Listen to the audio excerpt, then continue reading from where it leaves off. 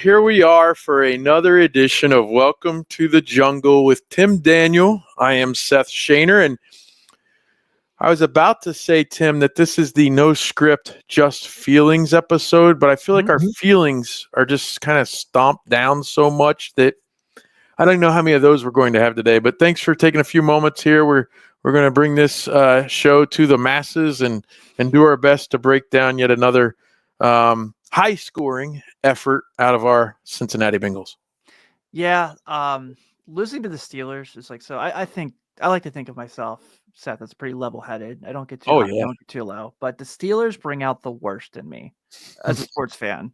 So this game is like just super a lot of feelings, like you said. So I will keep it PG, I will keep it professional, but I am probably going to express some frustration. Well, the funny thing about the Steelers, and I was texting with a friend of mine on Sunday, they're the only franchise in almost any sport that can get away with time and time again, especially one position specifically, because their wide receivers are just all knuckleheads. I know. Time after time after time. Like, I understand somebody might say, well, you had Chad Johnson. Well, sure we did, but AJ Green and Jamar Chase are like the most professional, like whatever that you could have. And time after time after time, any other team other than them, Pickens would have lost them that game with his multiple personal foul, or I guess not personal foul, multiple unsportsmanlike conduct, which they even found a way for him to not get ejected. Yeah. If you get two per unsportsmanlike, you're supposed to be gone. Yeah. Like, well, no. This one was not that. This was different. It's like, yeah, okay, whatever. That and on top of Charles Davis just being like, and I really respect Charles Davis. I think he's a great analyst during the games normally, but even he's like, yeah, he shouldn't really be kicked out for that one because of this. And it's like, what do you mean? I mean, it's a rule. Yeah, and you mentioned everyone brings up Chad Johnson. Chad Johnson never got this team in trouble on the field. He just not like that. A fool when he scored touchdowns. And guess what? He scored a touchdown in the NFL. He had a right to do that. Well, let's highlight the positives, I suppose. Joe Burrow, 28 of 38 for 309, 3 TDs, an interception. Interesting, he's 5 interceptions on the year. Joe Goodberry on his Twitter account, I think, revealed that because he looked it up and we didn't, so we'll give him credit. Yep. I believe all 5 interceptions have come in the fourth quarter, and even 1 or 2 fumbles have as well. So that's tough, but yet he had such a good game. His rating was 112.7. You can't get a whole lot better than that, and especially in a loss. They scored 38 points, again over 30 points with a loss. Chase Brown, 12 carries for 70 yards. And actually, here's some feelings I'm going to share. And I have no disrespect toward him because for the most part, when I listen to him on a national show, I mean, we're talking 20 years now, Freddie Coleman on ESPN. I don't listen that often to ESPN radio. I kind of have podcasts and things like that. But I still remember years and years and years ago after D'Angelo Jimenez for the Reds had already been benched and would be sent down to Double-A. Around that same time, Freddie Coleman on a weekend show on ESPN radio as I'm driving through Columbus, he says, well, D'Angelo Jimenez, he's done a great job for them this year. And I'm like, yeah, for the Reds, and I'm like, tell me you're a national host with that perspective without telling me that. Same thing last night. I don't even know how I landed on the station. I happened to be in the car and I'm driving, and he basically blames the Bengals' lack of success on the fact that they don't have Joe Mixon. And the narrative of, week 4 or 5 was Joe Mixon's having a great year for the Texans. Don't the Bengals wish they still had him? And even then, if you knew what you were talking about, you would say, no, there's actually this, and this. He wasn't running as well in the spread offense as he does for this more pro-style offense down in Houston. Yeah. But even a week or so ago, you compare Chase Brown and his numbers from scrimmage. Now, Chase Brown catches the ball a little more this year than Joe is down there, but their numbers actually yardage was identical from scrimmage. And Joe's making $9 million and Chase is making $1 million. So, and even then, he was talking about this Steelers game in particular, and it's like Chase Brown averaged 5.8 yards per carry in the game. He had 12 carries for 70 yards and a touchdown. He had a long of 40 yards, which, by the way, Joe Mixon was not delivering long runs the last 3 years, and I don't think he really is now for the Texans either. I'm not I'm not saying all this to disrespect Joe Mixon and all that, but that was such a sad take out of this national radio host. And the other guy just sat there. They actually had a fumbling moment as they were going to transition to the next game they're going to highlight. And the other guy just kind of sat there. I could almost tell that guy's like, he kind of wanted to argue with them. But then he's like, no, whatever. Just move on to the next game. That game's meaningless, which it was. Jamar Chase, 6 catches, 86 yards, and a touchdown. T. Higgins kind of had his moments in the game where he was kind of not there, but then a real seemingly crucial stretch. 5 catches, 69 yards overall, and a touchdown. Andre Yosivas had another touchdown, 3 for 35. He kind of emerged again, Tim. Mm-hmm. So we go through the offense. It was good. He has nice plays, yeah. Hudson has some nice plays. Yeah, so the real turning point in the game, and I don't know how it would have changed because we'll get to defense in a moment. They weren't stopping anyone that day. The call of a false start when it was clear that the defensive tackle was in the neutral zone, about 2:05 to go in the first half. The Bengals were driving. They may have scored there, and certainly they ended up giving up a field goal. So it could have been a swing there if the Bengals score a touchdown or a field goal versus giving up the field goal. Last night, the NFL Monday night game, it was the opposite. There was a guy in the neutral zone, a false start by Teller for the Browns, and the refs missed it completely. It's just amazing to me that you're looking straight down this line and you can't tell who's moving first or who's across the line first. That was frustrating. That had me in my feelings there. So that is another time when we had some feelings. Yeah, I totally agree with you. You're talking about the Kidder Hudson sneak play they tried to pull off, right? Right. And yeah. I don't remember the defensive tackle's name, but he was clearly in the neutral zone and caused Kappa to move. And yeah. There, and that same point, they did give up about 700 yards of offense in the first half. So, sure. I'm with you. But yeah, absolutely. That's really frustrating. I don't understand why the NFL, who does everything possible to have all these camera angles and do this insane presentation, like we have cameras in the pylons. Yes. It's like you can't get just like you have this camera that hangs above the stadium. You can't have a judge that's looking at that camera during a game to see this stuff. Like you talk about that one, and then later in the game too, they're trying to drive. It's like 3rd and long. Orlando Brown gets called for a false start. By the way, I thought he was really good in his comeback game. I thought he was great. And he's kind of like looks at the official like, I've been doing this the whole game. That's the problem. Yeah. And you're calling this now. And mm-hmm. And so that's the thing where I'm like, okay, at this point, false start and holding are basically just an every play thing in the NFL, right? Like, so picking and choosing when you call at this point is kind of getting to be ridiculous. So I feel like the line of scrimmage judge really kind of cost the Bengals less issues. Not to make excuses. I'm not the officials. It's the officials' fault guy.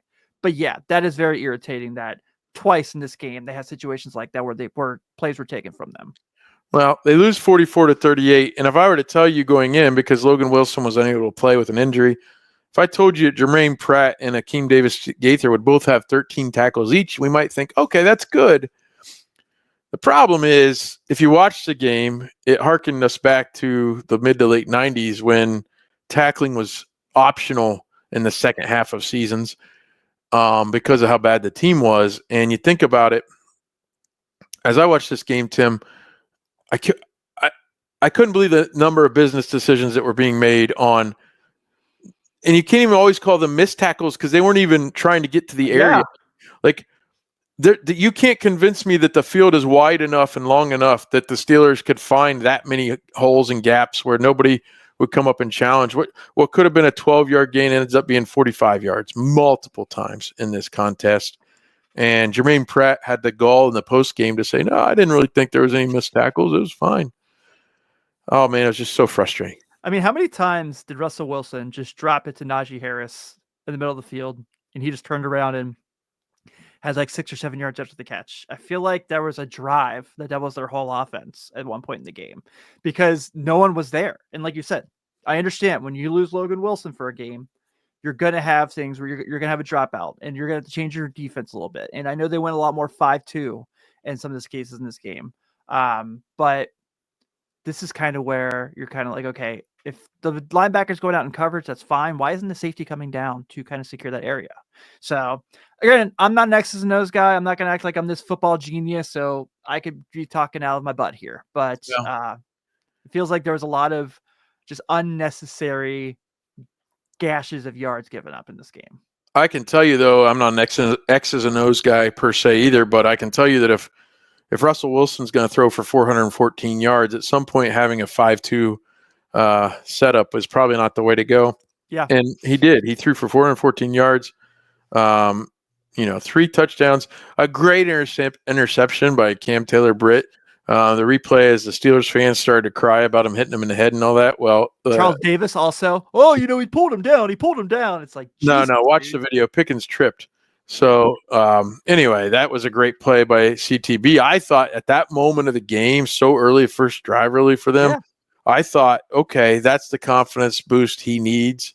And here we go. And then just torched throughout the game. Pickens, that's the other thing. Pickens only had 3 catches, but it's for 74 yards. Yeah. But Freiermuth and Najee Harris both had 6 catches each. And so a lot of that 414 yards is yak, as we were talking about. It could have been, hey, this guy's got a 7-yard game. Let me hit him. Nope. Let me like basically hold his hand down the field and let him have 50 yards. It was so ugly. I can't even, we're not even being very coherent right now. We're just kind of repeating ourselves because this season has been a season on repeat for this franchise. And while last week they still technically had a chance with a fairly easy schedule remaining to make the playoffs, I mean, we should never have even – I don't think you and I would have been Charlie Brown falling for it again with Lucy holding the football, right? I mean, we've seen this too much this year. The defense is just completely awful. Yeah, I mean, the Bengals defense on the last play was Charlie Brown and Justin Fields was Lucy. And the thing about the difference is you knew it was coming. When Justin Fields comes in to try to seal the game, you know he's not throwing the ball. You are an Ohio State alum. You have seen many Justin Fields games. The Chicago Bears, literally their whole offense was get him in space. What do you think Justin Fields going to do there? And how are you not prepared for this? How do you just watch him? You know he's not throwing the ball. You know he's not running up the middle. And you break contain so quickly, and you're like, it's Justin Fields. He's not there to not give the ball. He's not going to give the ball to Najee Harris there. Let's be honest, guys. Like Najee Harris had plenty of carries at this point in the game. And it's just, I heard Tony Pike and Mo Egger talking about this, and it just reinvigorated my frustration from it. And, man. Yeah, I mean, your point is well taken, but at the same time, because he was only in the game in that scenario, then that's the bigger tell, right? I mean, at Ohio State, he threw the ball a lot. In fact, his last year in 2020, he actually ran far less and trying to almost prove that he could be that kind of pro quarterback. But when you haven't used him all game, like when they played the Browns a few weeks ago, they almost mixed and matched the 2 quarterbacks. The Steelers did. And then you're kind of like, well, he's throwing the ball some, but that's the only time he came. He doesn't have a passing attempt in the game. Yeah. So that's absolutely true. And it iced the game away. And, at the end of the day, I guess the point is it felt like it's right there. The score is right there. It's only 44-38, right? But again, it was actually arm's length most of that game, and that's what's so frustrating. The score is a lie. You know what I mean? The score really is complete lie, especially when you had a pick 6 to start the game. Yeah, the pick 6 to start the game. And on their end, if Burrow doesn't have that fumble that he gets blindsided and they score a touchdown on, we might also be having a different conversation as well. But it's just one of these games. It's just one of those games, man, where it's like they continue to show their big brother. And 2021, the Super Bowl year, they sweep them, and you feel like the tides are finally changing. Tides are right back to where they were, and it's so frustrating because this should be better, right? At some point, and I think the Bengals are doing this thing where it's like they let all these guys walk and they let all these guys go, and they're like, well, we still have Joe Burrow, so we always have a chance, and that's true. But at some point, I mean, you can't just get your strategy can't be the hope that Joe Burrow is going to win you the game every week. He's going to do his best to, for sure. But at some point, you can't just keep letting these guys go. You can't keep letting these guys walk. And some of them I understand. I mean, I truthfully did not mind Jesse Bates leaving. I am very happy to say I was wrong. Yeah. But it's just like this thing where And I saw Jason Williams from the Enquirer just write that whole stupid thing about like, well, this comes down to the scouting department, and it's just same old crap we've heard forever. But at some point, it's just like the way that the front office has mismanaged Joe Burrow is like fascinating. It is, but at the same time, it's almost a mismanagement of the rest of it too, because sure, this is not the why not us group of plucky young guys. Yeah, right. This is the group of guys that are left over because they moved on from Bates. They, DJ Reader's gone. Bringing Von Bell back was, that'll fix it, and I'm sad to say it didn't, because again, it's another bucket. I like him a lot too. Yeah.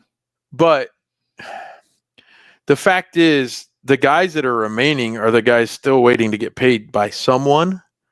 And the Bengals haven't been those guys, except for obviously the linebackers have been taken care of and things like that. But I just don't see the pluckiness, the why not us, the this is us, they got to play us.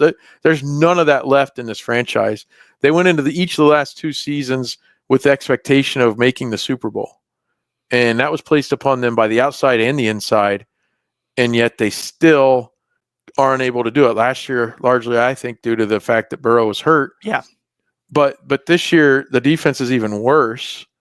And, there are key mistakes here or there where, if you had a Tyler Boyd still maybe, or that type of player, maybe things would have gone differently. But I just think that the revamp has to come, and you could really do yourself a lot of good by studying.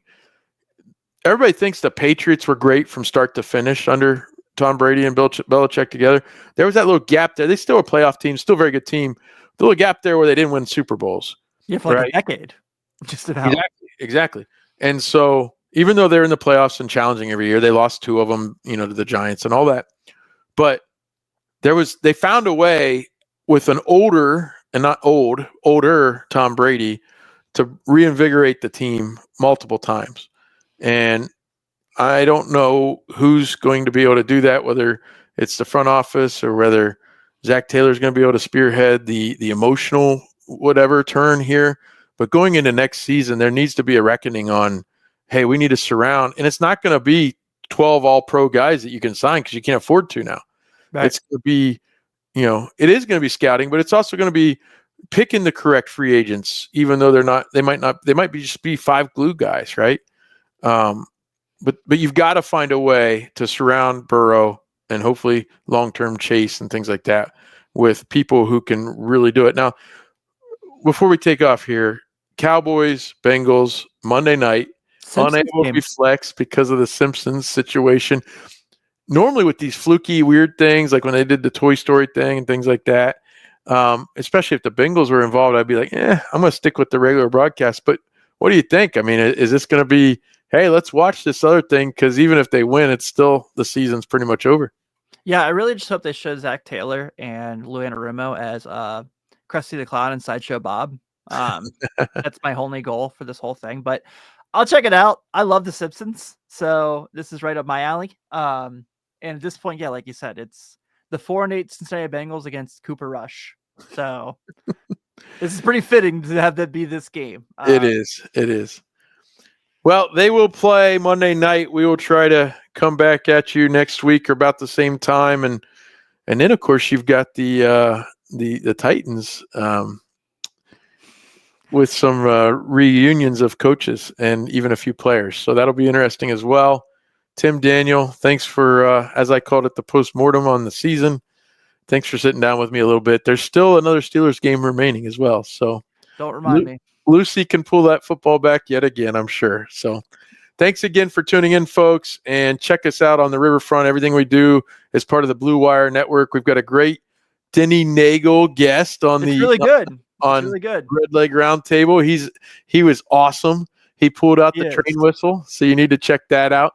And if you don't know, you'll figure it out as you listen along. He had, and I never figured out your hatred of Pittsburgh, well known. Why would a team, when they were in Three Rivers Stadium, that named the Pirates, have a train and a train whistle? That was always so strange to me. But yet Denny Nagel had an uncanny rendition of the train whistle that would play over the speakers at Three Rivers Stadium. So check out all the rest on the Riverfront. Tim, thanks again for joining me.